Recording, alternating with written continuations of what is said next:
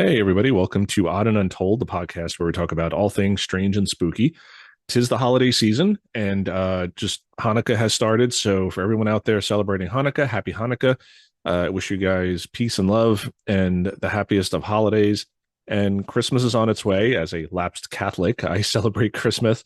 And, for me, I think Christmas is just a holiday that everybody could celebrate. I think it kind of transcends being a Christian. I just think the music and the decorations and the spirit of Christmas, the spirit of giving, the spirit of being with loved ones, I just think it transcends religion. I know it's based in religion, but I think the world being what it is today, we all need to just come together and love one another. And, happy Hanukkah, Merry Christmas, Happy Kwanzaa, whatever you celebrate, happy holidays. I love you all. We just need more peace and love in this world, especially nowadays, just given the events of the past week. So just wanted to say that. But it is the season, it is Christmas. I celebrate Christmas. And this week we're going to be talking about some Christmas ghost stories. And ghost stories have a long tradition for Christmas time and winter. It really just goes back to many different cultures telling spooky stories around the winter solstice. I mean, this is the shortest days we have of the year, so it gets dark really early, and people, earlier people would huddle around fire, whether it was a campfire, whether it was a fireplace in their home. It was a time to just get together, huddle together, stay warm, and ghost stories would come up. I mean, that's just kind of, if you watched my channel before, anytime Josh and I are around a campfire, the ghost stories come up. Anytime anyone's around a campfire, really, spooky stories come up. You go away to camp, you're in the Boy Scouts, you're in the Girl Scouts. I mean, whenever there's a campfire, there's like spooky stories eventually come up. So we're going to be getting into some Christmas stories that involve ghosts, ghosts around Christmas from people on the internet. And some of these are really cool. And I can tie them into some experiences that I've had. So that's why I picked these. Hope you guys all enjoy. Before we get into that, I just want to say condolences to Stephen Strufert and his family, Bigfoot researcher, who sadly passed away this week. And I didn't always agree with Stephen on all of his theories and things like that, but we're not all, that doesn't matter. We don't all have to agree. We're all taking different roads to get to the same destination, essentially. I always say this as researchers, whether it's paranormal or ufology or cryptozoology, we all may take different roads, but we all want to get to the same place. We all just want to figure out what these things are. So sad news about Stephen Strufert. Rob Reiner was just murdered. Also very sad. So just, and like I said, the events in Australia and Brown University, we all just need to come together, people, and just be nice to one another. We don't have to agree. We don't have to like each other's opinions. We don't have to agree with each other's opinions, but we need to respect each other and love each other. We're all human beings. And again, as I said, many cultures of humans have had this tradition of telling ghost stories around this time of year. So let's just remember our similarities and not focus so much on our differences. So I'll get off my soapbox now and let's get into some spooky Christmas stories. Okay, so the first Christmas ghost story for the episode comes to us from the paranormal subreddit from user Ulysses_flag, who says, I have a weird haunting in my house that only occurs during, before, or after Christmas/New Year. So right around Christmas. And they say, this is something I recently just remembered, but every year in my home, I have a paranormal event in a certain time of the year, but enough explaining, I'll get to the point. So when I first came across these occurrences was a few months after I moved in. I moved into my home 10 years ago and during the summertime, and seen shadowy figures in my room and dining room and a ghostly woman that occurs before or after Christmas and New Year near or in my dining room. So he's seeing this every year around Christmas and New Year's in his dining room.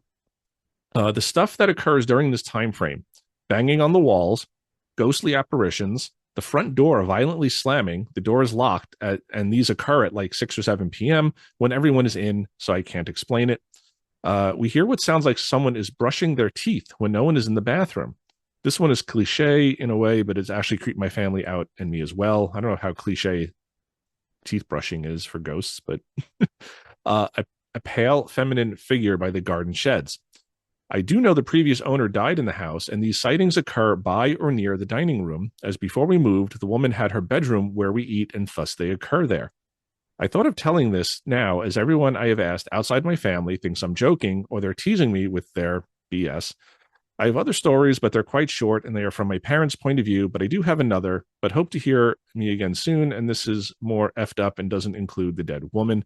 Um, so this is interesting to me because I can tie this into a family story of mine. He's saying they're hearing and seeing these things around Christmas time.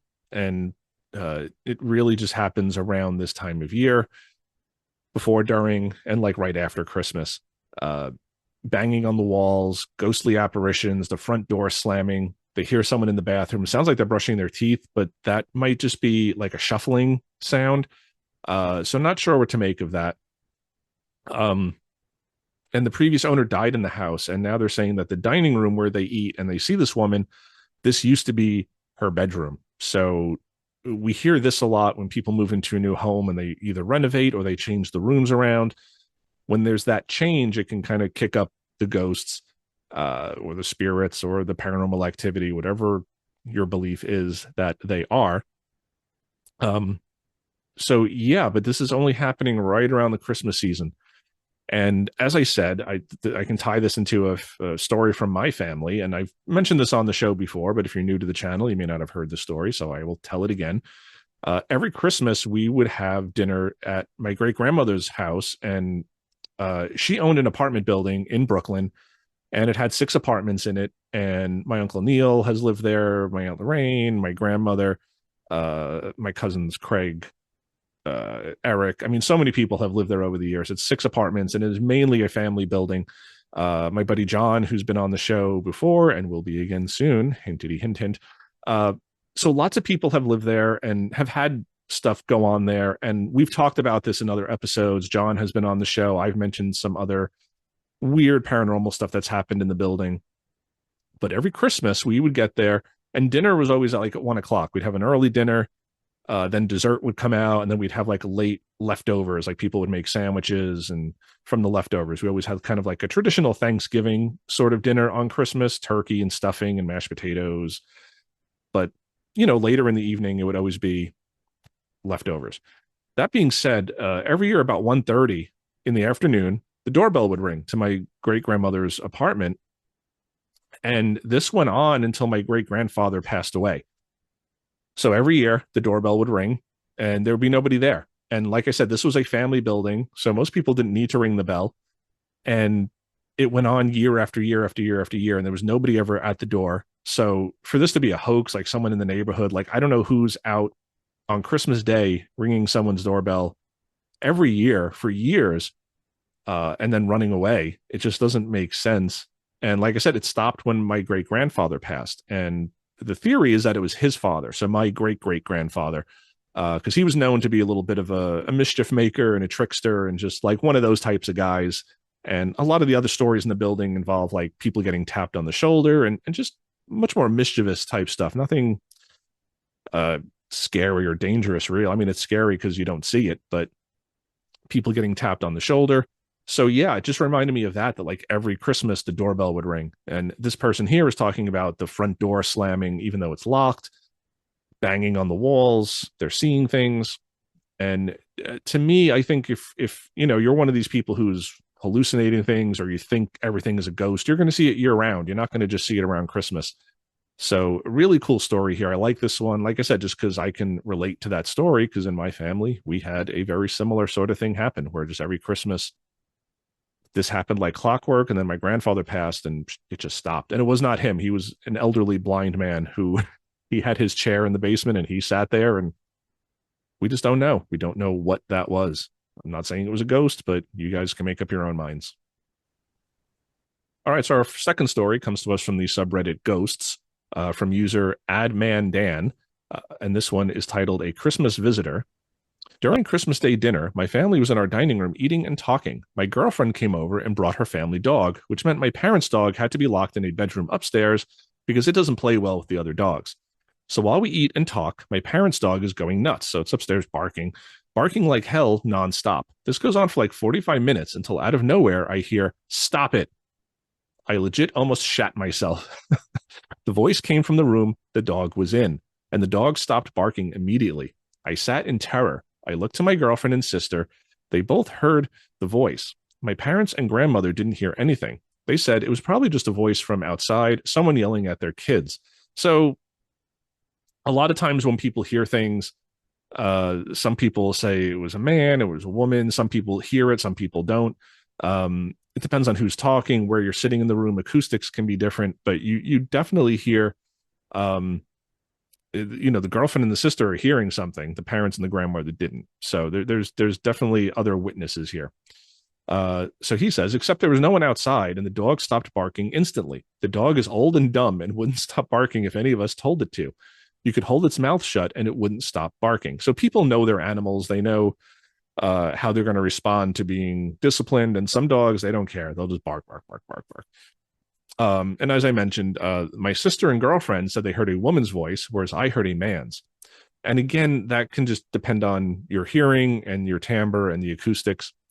My parents often say they feel a presence in the house, that they've seen a black, shadowy shape, the height and length of a German Shepherd, walk across the living room at night. And I'm going to relate this back to a couple of my own stories, again, why I picked this. And that my dad was heard while alone in the house, someone say his name in his ear, and he looks back to nothing. So now his father is hearing stuff in his ear.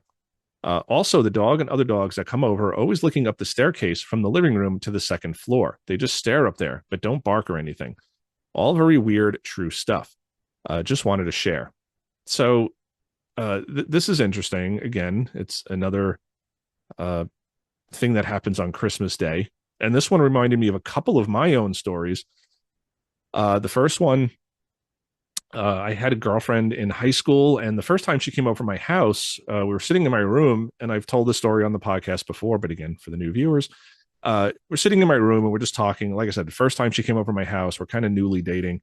And at one point, she just bends over to like pet something. And I'm like, what are you doing?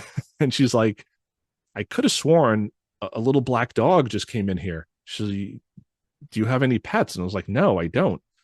And at this point, I didn't. A few years later, we actually did get a black lab, a smaller black lab. She was a black lab German Shepherd mix. So she was a little bit smaller than a typical lab. But we did get a black dog a few years later. So it was just weird that she just bent down, like with full intent, like, oh, like she thought a dog had come in, like, oh, let me say hello to your pet dog. And there was no dog. We didn't have a dog at that point yet. So I like that kind of comes up in here, that they're seeing this black dog. The other thing that happened is just a few years ago, we were living in our house. I was still married at the time, and we had cats. And we were out in the yard, and our cat, didn't like when we left her alone. So she sat in the window and she was meowing and meowing, meowing and meowing, and, almost worse than a dog barking. But she would just cry and cry and meow, and it was exhausting. So I had gone outside to call my son. I was sitting on the front stoop. My ex-wife was in the back where the cat is meowing at her. And she says she saw what she thought was me come into the room. And then the cat stopped meowing and kind of jumped off the windowsill. So she was like, oh, good. Jason went in and, got the cat to shut up because we just want to be outside and enjoy the nice weather. And then when I spoke to her later, she was like, thank you for, and I was like, that I didn't go in the house. Like I was on the stoop and then I came back around through the driveway. I never went through the house. I never went in and told the cat to stop meowing. So again, you kind of have this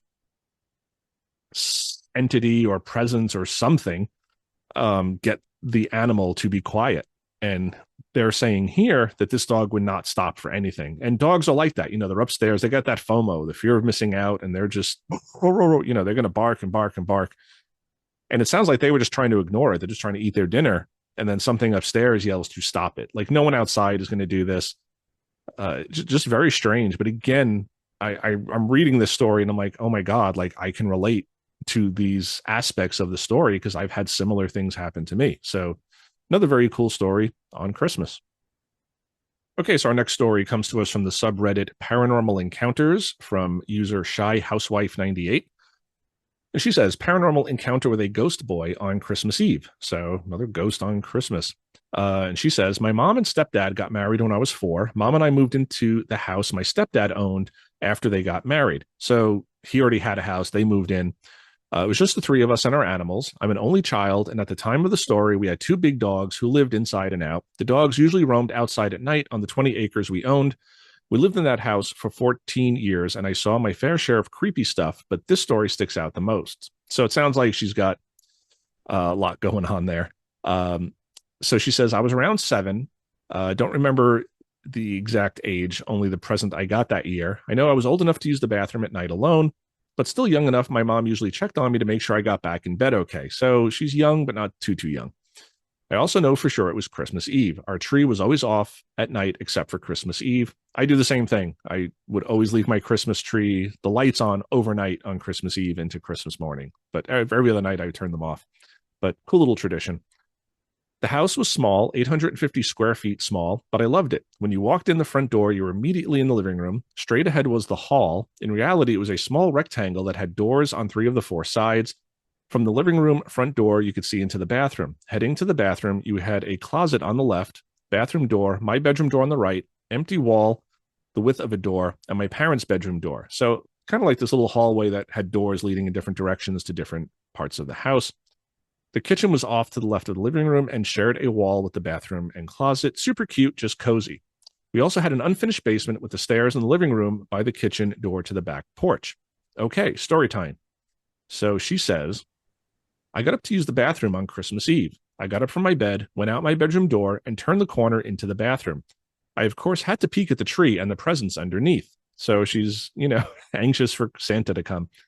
I thought I saw a monster truck. At the time, I was a big fan and really wanted a remote control one, but I didn't stop to look because I really had to go.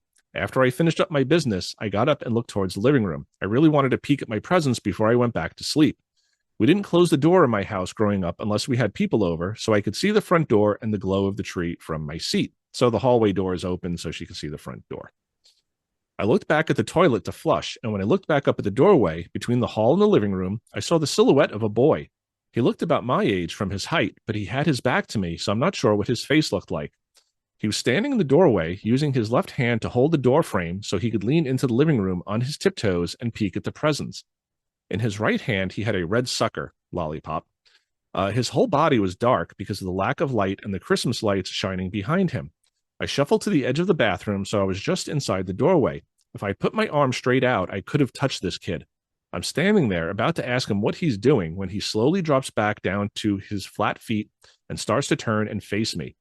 As he starts to turn, I get the most intense feeling of dread, fear, and anxiety. I can see the profile of his face, and he's just smiling, staring straight ahead. Just as he's about to get all the way around, my mom walked out of her room and asked me if I'm okay.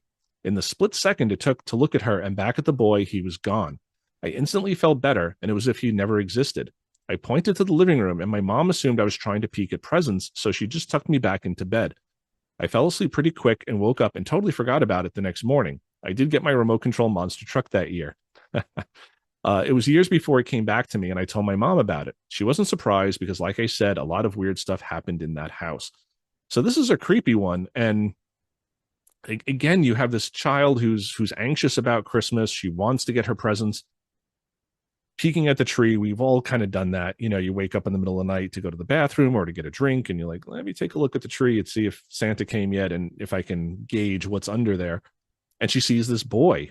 And for me, the psychologist in me, the skeptic in me is saying, okay, if she was going to hallucinate something, it might have been like Santa, an older fat man putting presents under the tree, maybe an elf. I just don't understand why she's seeing a boy.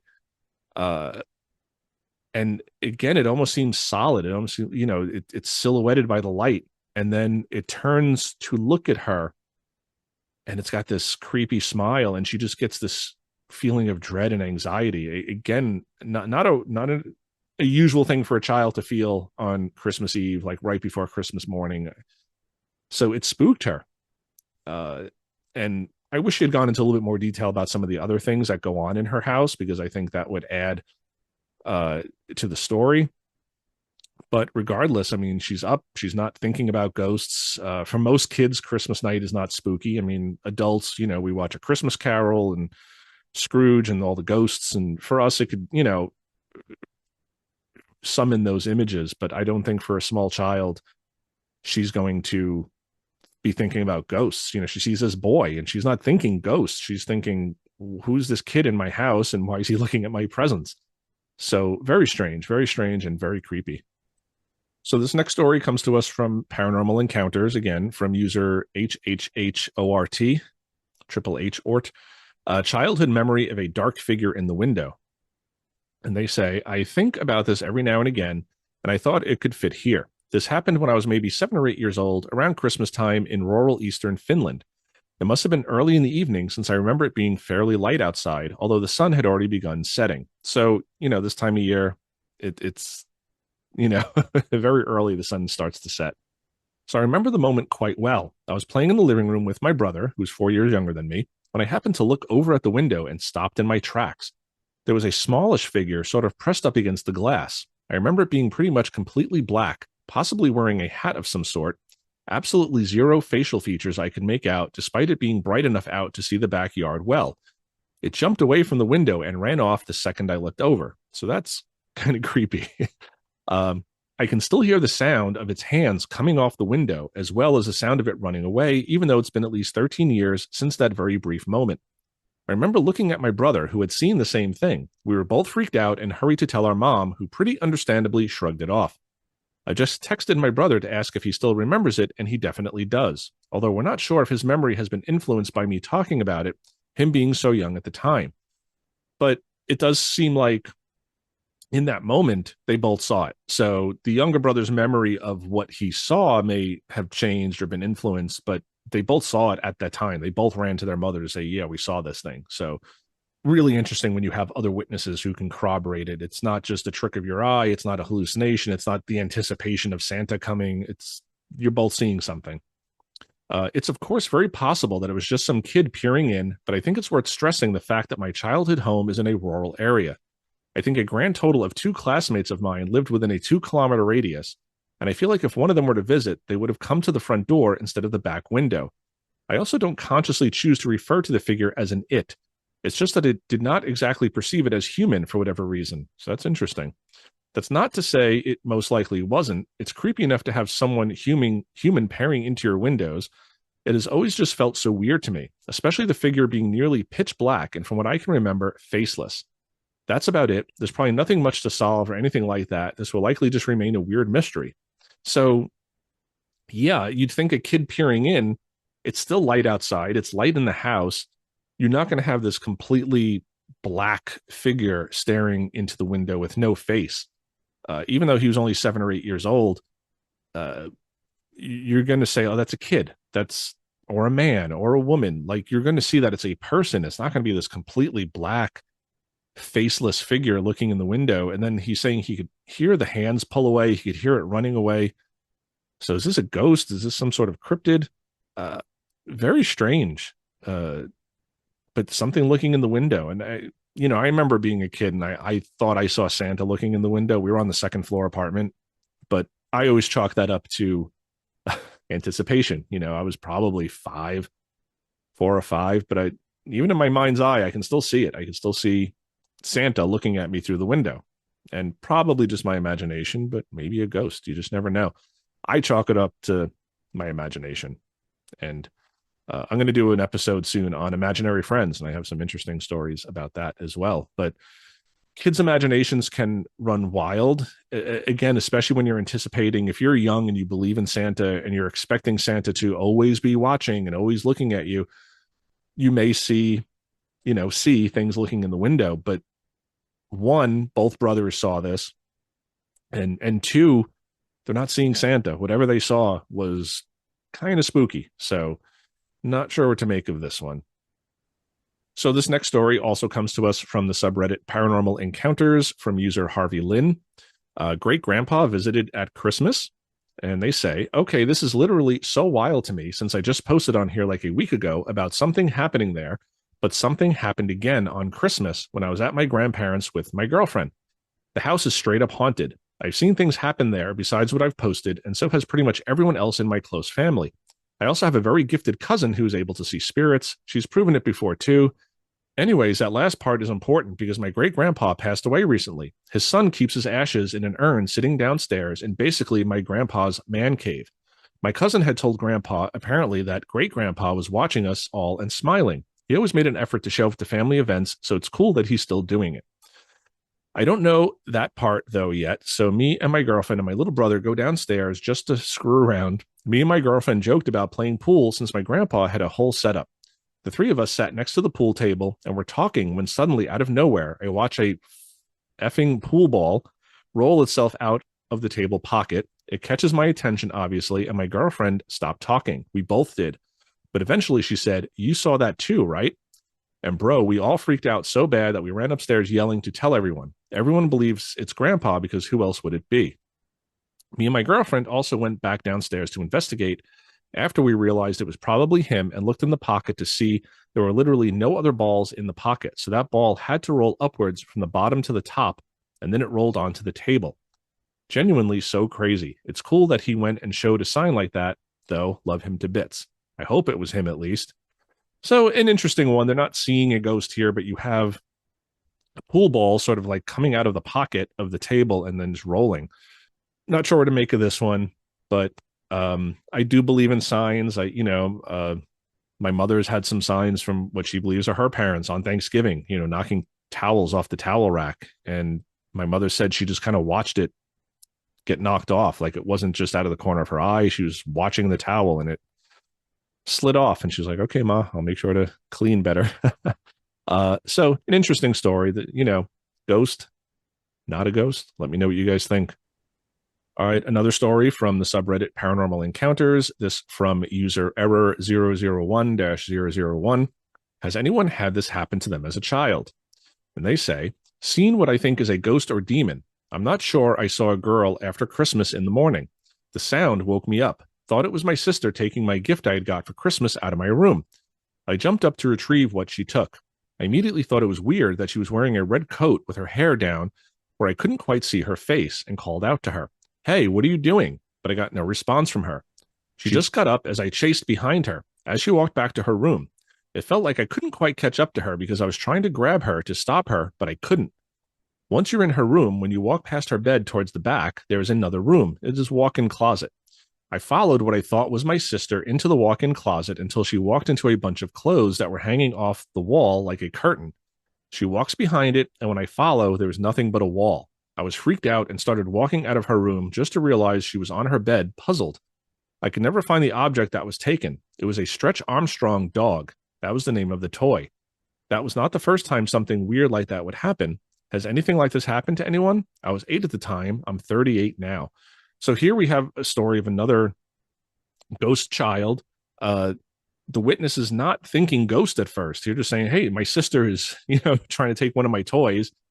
And again, kids, Christmas morning, I mean, they wake up super early, they get a present, and how many of them like go back to bed and they're like hugging it or they keep it next to them? So he's a little paranoid that his sisters come in to take the toy. He's noticing that she looks weird though. Her hair is down, she's wearing a red coat. But again, who else would it be? He's got a little sister. There's this girl taking his toy. And he runs after her, and then she runs into this walk-in closet behind some clothes and is gone. And his sister's on the bed, and they can never find the toy. So very strange. We do hear about these apparitions walking through walls. Again, homes are restructured, they're renovated. Walls are put up where there used to be doors. Doors are put where there used to be walls. And a lot of times people will see an apparition walk through a wall and then later find out that it used to be a doorway.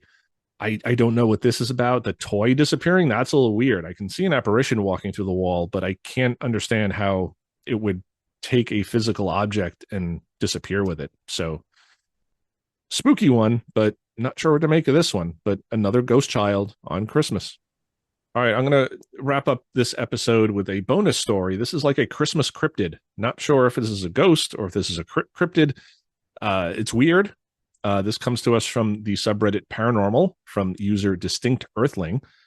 My encounter with a tall, pale, aggressive creature on Christmas night of 2007. And they kind of structure this almost like the BFRO. So incident, time, and place. This was Christmas night, 2007, approximately 8:30 p.m. The place was a rural back road in upstate New York. Shout out to upstate New York. I love upstate New York. Doesn't say exactly where, but I feel like anything north of Westchester is like upstate New York. City boy here. Sorry, everybody else. So intro slash context. The day was pleasant and festive, opening presents early in the morning with my sisters, hearty breakfast made by dad, delicious smells from the kitchen as mom and dad prepared a feast, visits from extended family bringing pies and cakes for dessert. Around 2 p.m., we all sat down to eat and then lazed about for the rest of the afternoon into the evening. So this sounds very much like most people's Christmas, I would think. Like families there, you're opening presents, lots of good food and desserts, and then you kind of spend most of the afternoon lazing around. Who's napping on the couch? Maybe is there some football on or March of the Wooden Soldiers? So here's the story. At about 8 p.m., after everyone had left and the food was all put away for around 2 the following day, I decided to head over to visit my friend in the next village. The drive would be about 10 minutes if I took back roads to get there, so I did. And up there, the back roads are just so pretty in, the winter time. First, a little background on where my friend lived. It was a housing development surrounding a private lake. You might call it a gated community. You could still drive through it freely after hours by entering one of 4 private entry points. Since the community was built around a lake, the road surrounding it went in a spiral sort of shape. The houses were sparsely positioned on the outermost part of the spiral road, closest to the 4 private entry points. As you drove in further, there were a lot more houses positioned closer together nearer the lake. My friend lived on the outer edge of this development, so once I reached the entry point, it would only take me another few minutes until I reached his house. His house, along with all the others, were far enough apart that you couldn't see them from the road as you drove by. There were either woods all around with long drives or open fields with long drives. You could see porch lights on in the distance, but that was about it. So very sparse, and it's dark, wooded, a lot of nature up there, and then just little tiny bits of civilization. As I entered into the development, the speed limit dropped from 30 miles per hour down to 20. There were no street lights in the development, and for some reason, I never put on my high beams. I couldn't go any faster than the speed limit because there were speed bumps in every place every 30 feet or so for a bit. It was a mild night. I remember having my driver's side window open slightly, taking in some fresh air. I remember driving in silence, which was unusual for me. I normally always listen to music when driving. I must have been enjoying the quietness after the commotion of the day. I do that a lot too when I'm coming back from the Adirondacks. I drive through the Catskills and I just have the windows open. I usually turn the radio off. I reached a section of road that had barren fields on either side and woods set back. Houses were probably nestled back into the trees. As I drove, I noticed what looked like someone walking up ahead on the opposite side of the road, coming in my direction. Mind you, I was still going about 20 miles per hour the whole time, so it was probably less than a minute by the time the walker came into clear view. I got a quick scan of it from my windshield before my car and it were exactly parallel. This is what I saw. It was not a person. It stood on 2 long legs with long arms hanging down from its shoulders. It was strong looking, lean, muscular, but not beefy in stature. It looked thin at the same time, so thin, muscular. It stood at least 7 foot tall. It was light colored, not sure whether it was white, tan, yellow, or grayish. It didn't appear to have fur, but there was some texture to the skin. It wasn't smooth. There appeared to be something coming down off its back. I don't know what this was. All I can recall about its face is the small features it had, but the mouth and jaw were noticeably large. It had pointed things atop its head, 2 things going straight upward with something mingled between the 2 things. That's what I got from a quick scan and my observation of it as it neared my car and my car neared it. As my car became parallel to it within a split second, I went from looking at my windshield to looking at it from my driver's side window. In that moment, its face quickly peered down at me, and all I remember was the mouth opened wide. Out came a remarkable scream that I'll never forget. Gives me the chills just thinking about it. It consisted of a high-pitched, shrill shriek enveloped by a deep guttural growl. Both sounds happened simultaneously in that scream. I kept driving all the while. This was all happening so fast that I didn't even have a chance to be scared or shocked or anything. So it's just like this very quick. He's probably feeling the fear and trauma after the fact.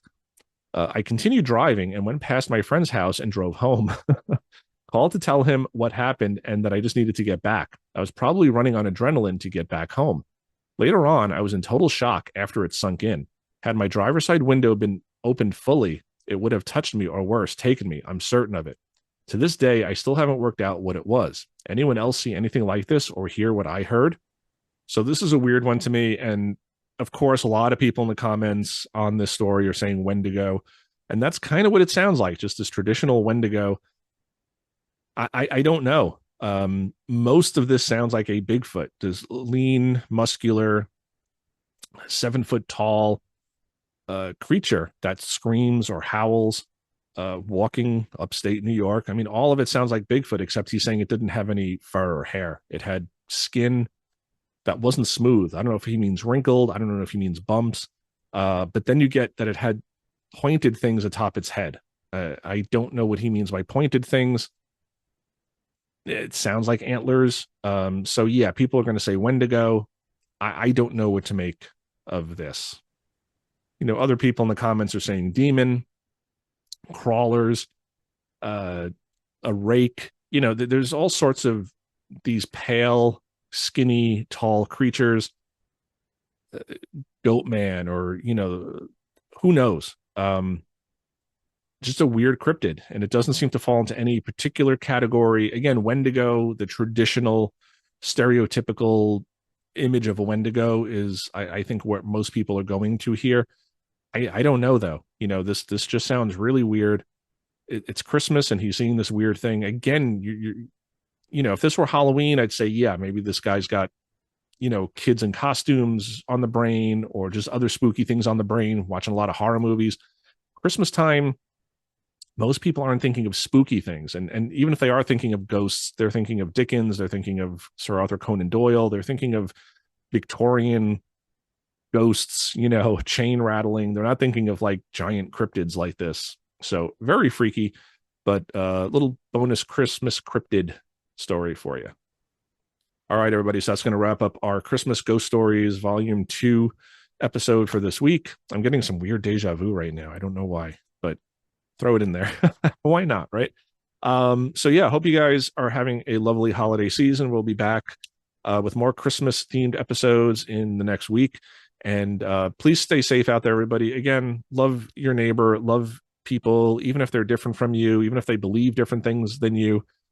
Love your neighbor, love your fellow human being. 'Tis the season. If you guys have seen anything weird, you want to reach out to me, jason@oddanduntold.com. More than happy to talk to you about your story, feature it on the show.